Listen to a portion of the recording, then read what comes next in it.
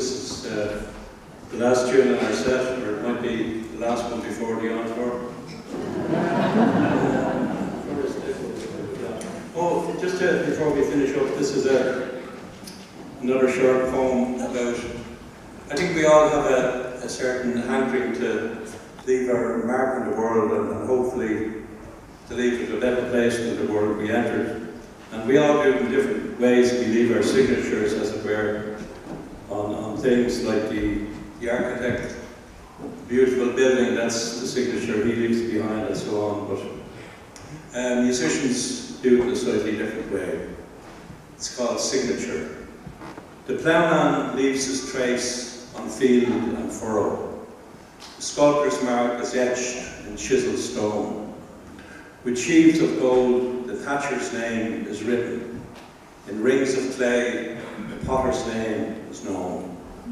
When day is done and evening firelight beckons, when tradesmen all are freed from toil and care, I linger in the shadows with my fiddle and softly leave my signature in air.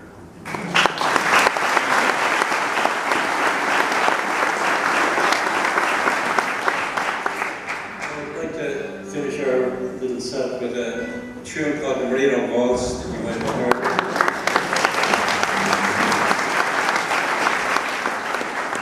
I kept the old fire going at home for a couple of years.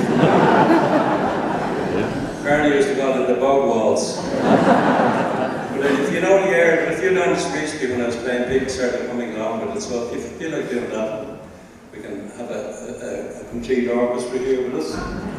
So, Reno, thanks a million for listening to us, and thanks, Danny, for coming along and sharing the evening. It's been wonderful. So it's been a pleasure to play with John, and indeed, if any of you would like to have any more of it, we're going to play tomorrow night in Castleisland at the River Island Hotel for the Con Houlihan Memorial Concert. Con was a legendary journalist and sports writer and cultural man from Castleisland, and his life and legacy will be celebrated in Castleisland tomorrow night.